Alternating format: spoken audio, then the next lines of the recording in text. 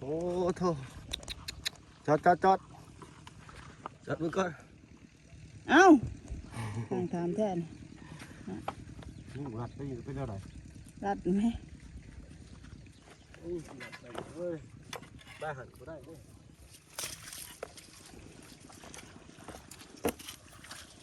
ไปน้ำบนนี่นั่นว่าขีดินโดมทุกอย่างดำจ้ะทุกอย่างดำจ้ะดำมันแบบเสียเวลาปะมันแต่บอกเสียเวลานะ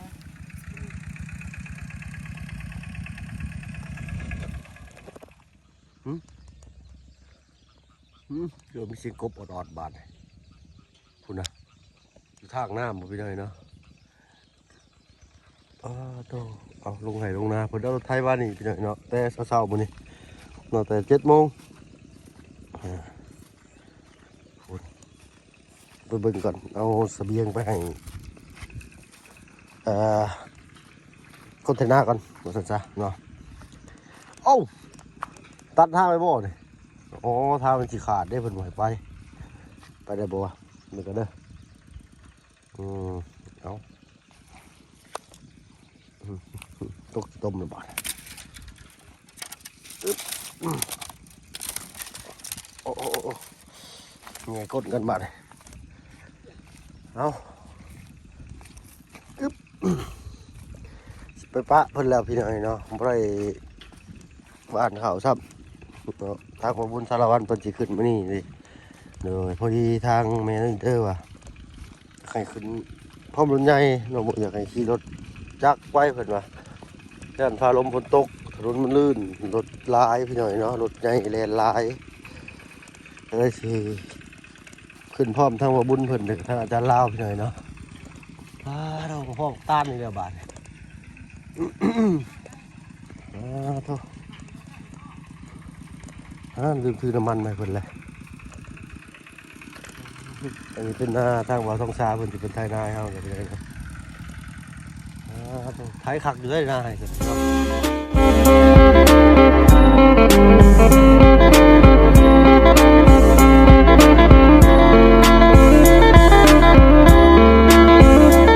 ลุยแต่เช้าแท้เอาเดี๋ยวทหารเอาเรียบร้อยเลยวู้ดูลุยแต่เช้าลีนี่เนาะ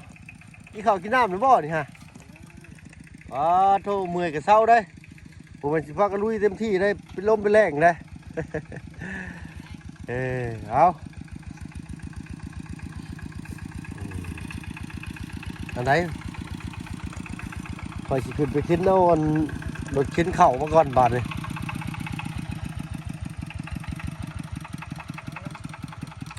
ตัวบาทต้องช้าปักตานจะบ่เนี่ยโมเมนต์อีกแล้วเอ้ายังมีของข่อยแท้ดิเบิ่งก่อนพี่น้อยโอ้เป็นแก่บาทต้องช้าเลยมันคือแก่แท้อันไหนเอาลิ้นน้ำมันเอาลิ้นโค้งใช่ป่ะแก่ขักลิ้นบางตาลต้นนี่เนาะโอ้ตัวร้ายกว่าอะไรบ่าวทองทรายร้ายขักลิ้นนี่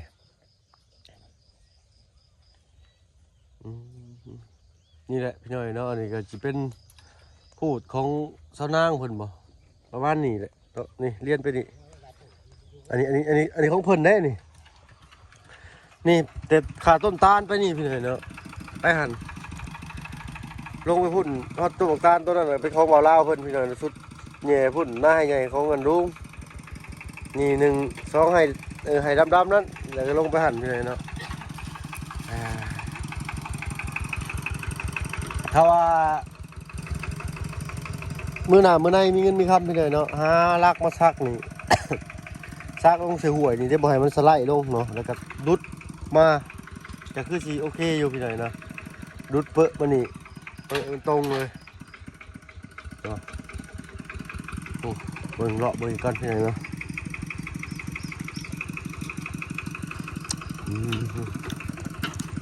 กลับทายเดี๋ยวพี่น้องเรากลับทายสบายดีตัวใหญ่จะดีชีวิตทุกท่านเช่นเคยพี่หน่อยเนาะก็6 กะลีหวยนี่เนาะ โค้งนี่ปลาร้ายนะโค้งนี่นี่แหละเป็นไงเนาะเลาะหิมหวยมานี่ พ่นนี่ก็พ่นขี้กระโตดนี่ก็ปลูกพริกคือสิหักบ่เว้านี่แล้วมีคือสิได้บุรบัตปัดเกียร์ใหม่อยู่พี่น้อยเนาะพายพังนาพุ่นแหละเนาะว้าต้นตาลต้นนี้เฮ้ย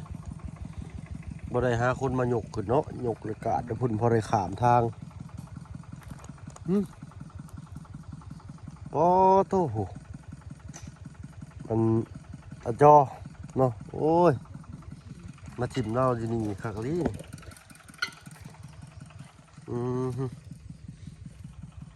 เฮ็ดโทนย่านในงูเงี้ยวเขี้ยวคอนนี่แหละข่อยอันนี้ก็รุดปัดเกียร์ใหม่นี่ก็โอเคอยู่ได้พี่หน่อยเนาะพอได้ปลุกเทียงน้อยอยู่นี่คักอยู่ได้นี่เนาะเอาแหละพายพักหนามันยังมีคำจึงว่ากันไหมเนาะก็ได้ขุดเอาหัวมาซักเรียนแถวนี้เนาะปักมาดิปักมาตามคันเลยก็ดุดเปิดมานี่เนาะปุ๊เปิดมาใส่คันนี้เปิดมาใส่ไว้ปอตัวบักตาลแก่เบิดแล้วนี่พี่น้อยเนาะถ้าว่าเราดูนั่นนี่เพิ่นสิมามัดจำไว้ได้เนาะมัดจำไว้ต้นละ2 เซน3 เซนกี่ประมาณต้น3-400เนาะต้นตาลนะเพิ่นมัดจำไว้แต่หัวปีแล้วฮอนได้รู้มาเอาเพิ่นก็มาเอาขึ้นสินะโอ้มีคนขึ้นเอากินเลยได้นี่เนาะนะมันแก่เลยต้นนี่บ่ดกบ่ได้เอาพี่หอดพี่หน่อยเนาะอันนี้นาสิบ่แม่นของเฮาตัวนี้ต้องทามเบิ่งอีกหน่อยเนาะถ้าว่าอะไรกับลักปักแล้วก็ดุดเปอะเลยพี่น้อยเนาะปอต้นนี่แห้งดกบ่ต้องซาพี่น้อยน้ำตาลดกบ่ลีนี่อันนี้มีคนมาขึ้นแล้วนี่ฮะเห็นแต่ไม้นี่แต่มันแก่เลยสงสัยมันแก่พี่น้อยเนาะมันแก่เดี๋ยวเพิ่นเอาไปหมดเบิดต้นตาลต้นนี้ต้นผูนี่ต้องตัดออกเลยเนาะพี่แหละฮอดพี่น้อยเลาะลงไปชุดผูใส่ไปเบิ่งหลีเบิ่งต้อนทั้งลูกใหญ่เพิ่นก่อน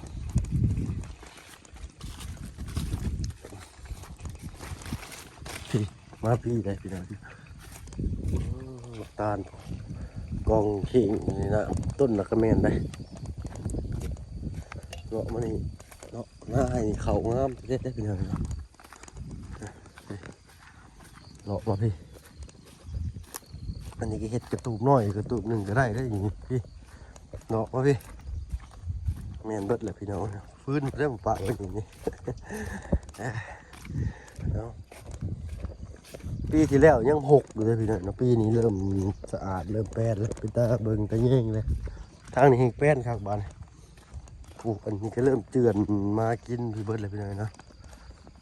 ปลูกเพียงน้อยเช่นนี้ได้ป๊อดตาลต้นนี่แห้งใหญ่ครับอันนี้หน่วยจะสิชามะพร้าวโอ้ยพอได้กินต้นนี่พี่น้อยนะผมป้าต้นของคนนี้ครับตาลต้นขึ้นไปหันเลยเอาเกี่ยวเกาะเอาก็ได้เลยโอเคได้เนาะมี3 ต้นอันนี้ต้นผูบ่มีหมากบ่มีลูกมีแต่หำตาลไปเลยคอยตาลท่านจ้ะเอาพี่ใช้ละโต่งลูกคนไปเฮ็ดใช้ปีที่แล้วเพิ่นเฮ็ดอยู่นี้โต่งเนาะอันนั้นต้นบักเดือโต่งเพิ่นเฮ็ดอยู่นี่พี่น้อยเนาะเก่าปีนี้เป็นใหญ่พุ่นพี่ได้พี่น้อยเนาะถ้าว่าเลาะมาตั้งแต่เจนะฮอดพี่โค้งพี่เขาไปใส่ต่อนั้นเลยก็ขึ้นไปหันเลยก็ไปหันไปของทางเบาล่าเพิ่นพี่น้อยเนาะทางประตูเพิ่นแบ่งให้ทำกินพี่น้อยเนาะทางบ่เพิ่นกับบ่ฮู้ดอกเนาะข้าวพี่เพิ่นมาเฮ็ดโต่งอยู่พี่นี่เนาะว้าวปีละเถื่อเพิ่นใหญ่ลูกใหญ่นี่แต่เก่าเพิ่นสิเฮ็ดอยู่นี้แต่เก่าเฮ็ดอยู่บนต้นนั่นพี่น้อยเนาะต้นนั้นต้นบักเดือน้ำบ่เดือป่าเดือจังบ่เพิ่งฮู้แต่ใหญ่มานี้คือใหญ่ไปหันบัดนี่พี่เพิ่นใหญ่มาพี่บัดนี่โอ้โตขักลีนเราเฮ็ดเนาะเฮ็ดโต่ง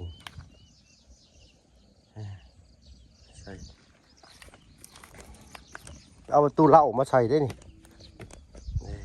นี่โอ้ยน้ำสิบุพัดไปบ่อนเนี่ยเป็นไงนะโอ้พอได้กินปลาน้ำเพิ่นอยู่ได้นี่ก็ได้เนาะ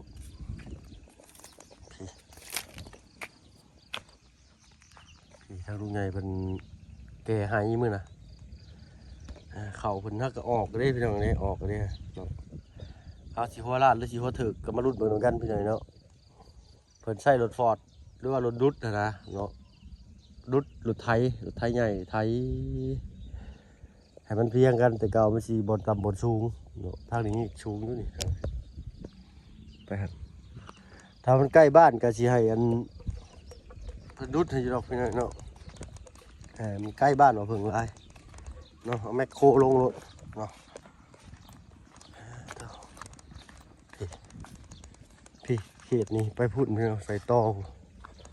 ไปพูดเลยโอ้น้ำดีใช่นี่เนาะนี่ทางเพิ่นของเบาเล่าเพิ่นเนาะวันนี้ให้นี่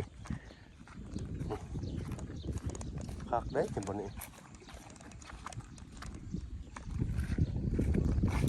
โอ้เมโนอิเตอร์มาเลยครับหน้าบดีงามนี่หน้าช่วงนี่พี่น้อยเนาะช่วงหน้าบ้านเขตหน้าบ้านนี่งามเบิดแถวนี้เข่าลายเข่างามเนาะก็ใหญ่ขึ้นอยู่กับคนเห็ดน้ำแน่แหละพี่น้อยเนาะโอ้มาแล้วพวกคอยหาเขาจะไปทางไหนเด้พี่น้อยเนาะเลี้ยวซ้ายเด้อ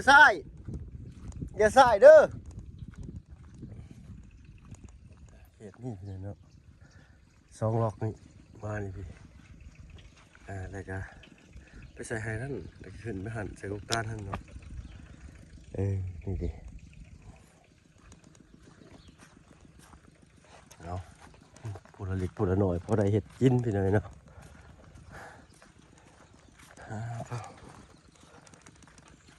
พี่หอดไห้นี่พี่ได้พี่หน่อยนะพี่ไห้ช่วงหน้ามันเลยเนาะไห้หน้ามันเลย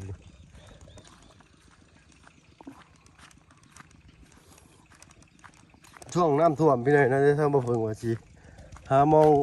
เช่นน้อยๆมาใส่ล่องใส่ให้ปลาลูกคนเบิ่งพี่หน่อยเนาะ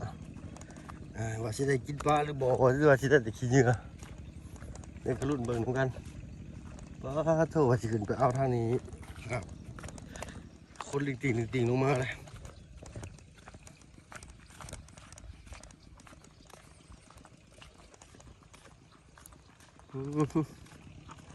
โอ้โถจอดมือก่อนจอดใช่ไหมสิซอยนี่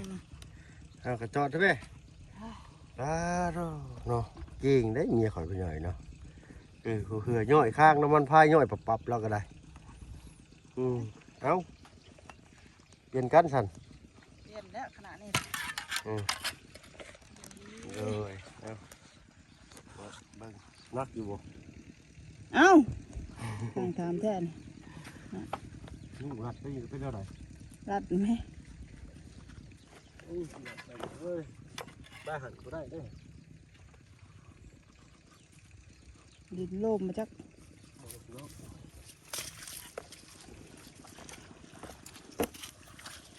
ตายน้ำบ่นี่นั่นว่าขี้ดินโลม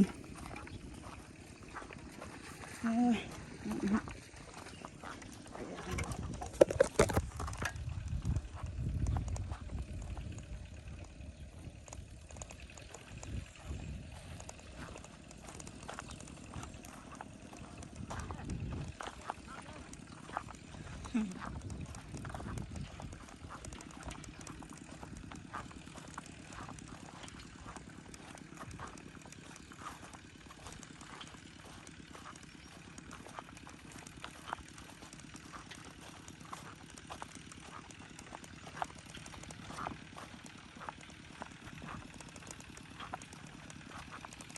าพวกตาลดิ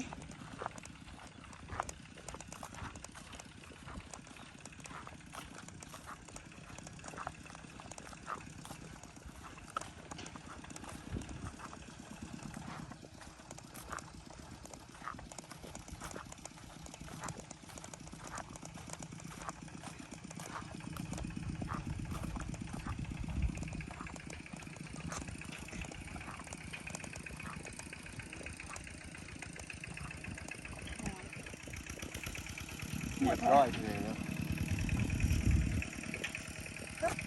เรียบร้อยคนบ่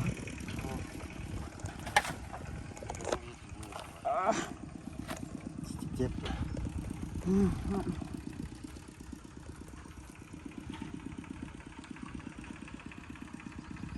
มาแต่ใส่กิน ดอกให้มาไปเจอกัน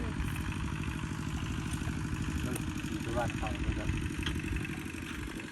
ถ้าบรรลุไปวัดเขาว่าจะใครเลยเพราะระเบียบงานเราจะมีโคตรลงไปได้ถ้ามันไปยังอาบน้ำอยู่ข้าวเจ้าบ่อย บ่จะข่าวยังนี่น่ะก็เขียนไว้อยู่ฝั่งมันข่าวยัง ขอบคุณพัน 11 พันเวทบ่จะพันเอ็น ปลูก1,011 ฟ้าของการต้นเรียบรีเถอะไม่เจอรวยทำเข้าถกเยอะตามต้นให้รวยใหญ่แล้วพี่หน่อยเนาะทางประตูเตะพูดเจ้านั่งเห็นตรงกันเลยชอบเต็มหมดอ่ะ แม่ ทางนี้จะได้เช้าลาได้หน้าให้น้อยเลยเนาะ แม่บาลากับชนะ ทางมาคุณเนาะส่งของคุณเป็นน้ำนะ จักคนสิแบกกันได้เลยสิเครื่องในหั่นนะ2พูดได้นะตรงนี้นะ นี่ก็เพราะว่ามีแล้วนี่ไปนี่เท่านั้นพูดไปนั่นพูดเรื่องของคุณเลยต้องเป็นพูดนี่กระดาษสีให้น้อยๆ1 2 3 4นี้ก็จะหาแล้วไงตัวใหญ่นี่เท่านั้นก็ให้ใหญ่1ให้2ให้ใหญ่3ให้น้อยทางไหนเดี๋ยวอุ้งให้นะให้ใหญ่นะให้น่าจะให้ใหญ่เนี่ยงามให้แต่ถ้าว่าดำนี่เขาบ่ให้ว่าเลยเนาะ ทุกอย่างดำจ้ะทุกอย่างดำจ้ะ แล้วเนาะดำมันแบบ เสียเวลาปะ มันจะบ่เสียเวลานะ บ้านไปเอาเวลาไปเห็นอย่างอื่นหน่อยนะมันจังไว เสียเวลาน้ำแม่กับแม่นเขาบ่ชำนาญคือเขาขี่ไปแล้วแม่ก็แอนเขาสิออกไปโอ้เสี่ยงไปสิหน่อยเจ็บบาเลยออกกระดานน้อยก็ได้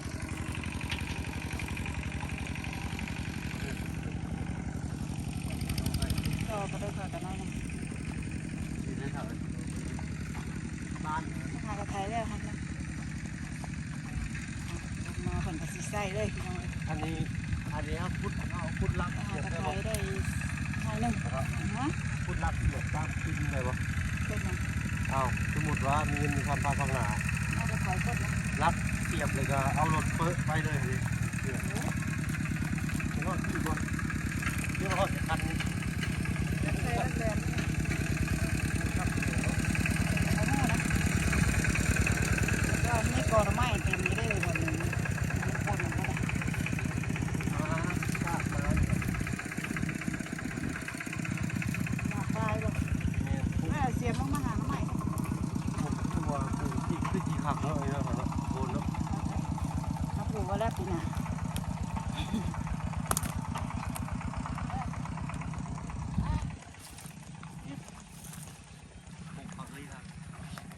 ถ้านั่นก็เป็นของปอเช่เนาะ ตอนนั้นของกระเชื่อเพราะว่าป้าใหญ่สิเฮ็ดปีนะปัจจุบันนะพี่กัน แต่ว่าได้ข้าวหวานที่ไทยได้กี่บวานมีคนเด็ดเลยเอามาใครน้อยวาดง่ายรับเรื่องเนาะใครมีหญ้าเลย ดำเอาปีก้อนนี่นะงามเลยหังคน หญ้า ขี่เกียร์ด้วยคนโครงการดีเด้องามเลย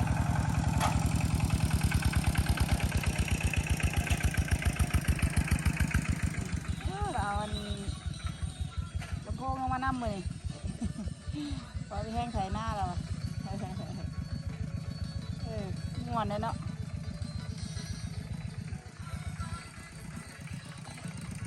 เด้บ่นั่นเด้บ่ที่เด้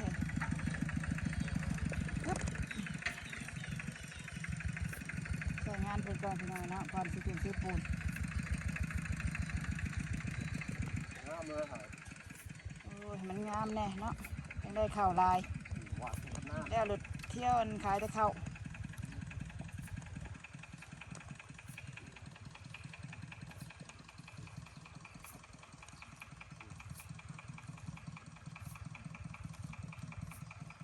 เมื่อไรมาแปลงเงินเค็มๆจ้ะ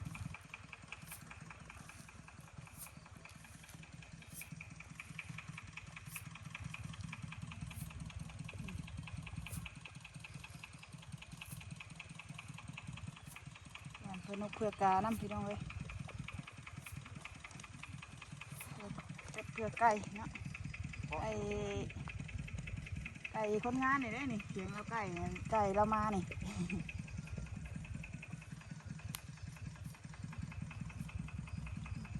ของคือข้าวของกลางเลย กลางเรียกว่าดำบ่กลางมันนี่บ่ว่านซ้ำบ่ กลางบ่ มาหัวล้านจัก โอ้รถมือโบราณครับ เอาบ่ได้ได้เสียเขามันดีบก็มีเนาะออกน้ำแน่บ่ออกน้ำแน่ เขาเจ้าเขาย่างเขารีดร้ายเขาเจ้าของหวานไปดันที่แหว่งๆแล้ว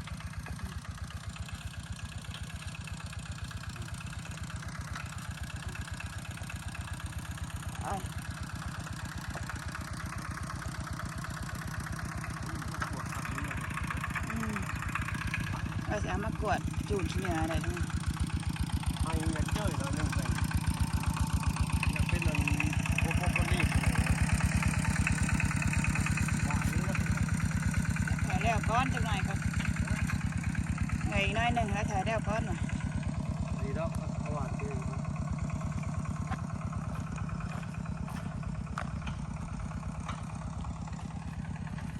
อ่อนเลย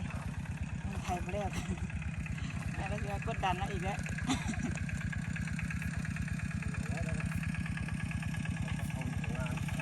เข้าไปทางไหนเนี่ยตัววุ้นเช็ดมาเลยนะ บานข้างหน้าบัดนี้ หวานเขาค่อยล้างก่อน เนาะเต็มไม่ได้ข้างหน้านี่ หวานสนุกดีลูกลูกกินอยู่ข้างหน้าคนกินอยู่ลุม เอาเป็นยังไงเนาะวานเจ้าแม่นี่แรกอะที่เดินทางแล้วเป็นยังไงไปไกลมากเนาะเราก็ไปทริปไหนเด้อพี่น้องเนาะคนที่นี่ไปแล้วสบายดี น้าตึกลงไป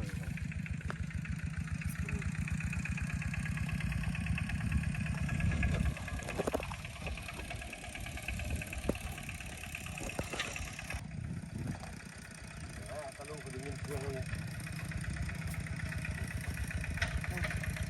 สาดเรือข้างหน้าวะ ลูกเขาอีกหลายเลย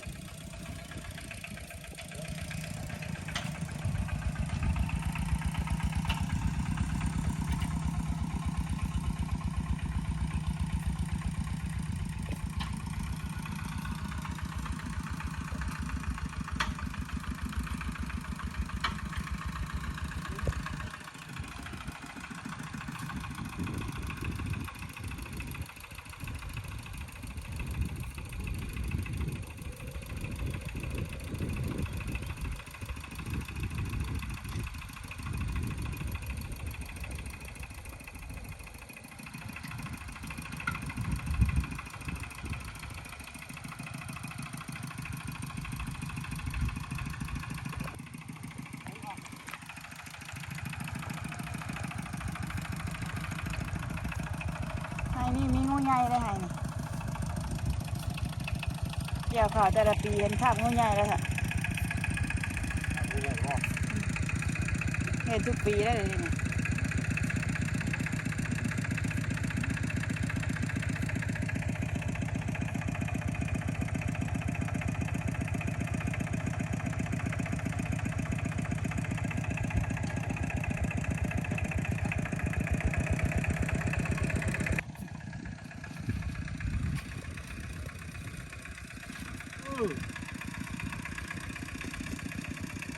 ไปที่ไหนเนาะ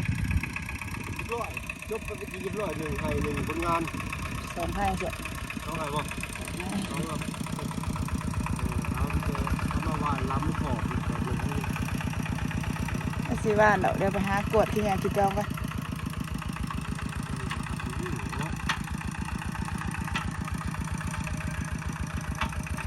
ถามอยู่เนาะใช้40,000ต่อแก้วนึง เราตอนมีเงินพาฟังหน้าหน่อยเนาะได้รักปลารักดินก็ดีรักไม่แต่พักอยู่เนี่ยนะซักตั้งขอบเนี่ยนะเอาดุดเปิดไปเห็ดจะทำนี่เห็ดเป็นไห่หนึ่งซะเราเห็ดเป็นไห่เดียวอันนั้นพอสิได้กันเป้าไปกับลุงบ้านคัดตีเลยจริงๆว่าเป็นงานเดียวเลยนะเพื่อแบ่งเงาท่านเลยก็ได้สื่อจะคันนั่นไปใส่แจ้แล้วปุ๊บให้เป็นแบบล็อกตรงเลยนะตีคันเราเองสุดแล้วแต่ที่เจ้าว่ากัน ใครก็ไม่รู้จักหรอกเพิ่นแบ่งกันได้เลยมันติดกันได้เนาะมันก็ได้เป็นตรงคือของปัตเตอร์ของปัตเตอร์ คนนั้นไอเดียวเนาะ นั่นให้เดียวแล้วมาเลยตัวนั้นน่ะ ไปได้ไอเดียวก็เอาตามจริงนี่ต้องขึ้นมาอีกแต่ว่าไห้นั่น เลย พอใจสำนักอยู่เลยเนาะอีกนะปัตเตอร์ตัวอยากได้ด้วยตัวนะ อะไรนะสั่งของให้พูดเนาะให้อันหน้า ให้ ที่ กับคนงามที่ไหนเนาะ พอดี มีหกโมง มีโฮมหันแล้วว่าราศีถ้าบางหนาราศีรุดเข้าไปอีกยุเฮ็ดให้เฮ็ดหน้านะ เพราะว่าเขาเห็นเพี้ยนเขาเจอยอดงานเงินอันนี้เขาว่าบ้านบางนาเขาว่า เฮ็ดเทียงสร้างสุขนาศาสตร์แล้วก็ปูนะ